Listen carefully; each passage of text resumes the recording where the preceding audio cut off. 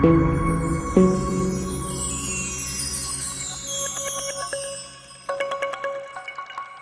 দর্শক, আমি সাধন দাস আপনাদের জানাই সোনালী টিভির পক্ষ থেকে আন্তরিক প্রীতি ও শুভেচ্ছা। আজকে এই অনুষ্ঠান শুরু করার আগে একটি কৌতুক দিয়ে শুরু করব। তো আমি বলছি, শুনুন দর্শক।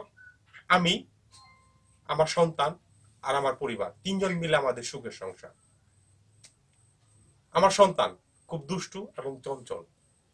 সে সময় নেই গময় নেই, শুধু বলে মা আমি মুতুম, মা আমি মুতুম। দেখুন তো দর্শক, এই শব্দটি কেমন খারাপ শোনা যায়। তাই আমার পরিবার বলছে যে মুতুম মুতুম না বলে বলবি মা আমি গান করব। তো একদিন হলো কি, আমার সন্তান, আমার ছেলে আমার সাথে রাত্রে ঘুমিয়েছে। তারপর মাঝরাতে উঠে বলে বাবা আমি গান করব। আমরা চুপ বেদব, এই মাঝরাতে উঠে বলিস গান করব, ঘুমা। তার তো মুহূর্তে চাপ দিছে, সে কি আর ঘুমাইতে পারে?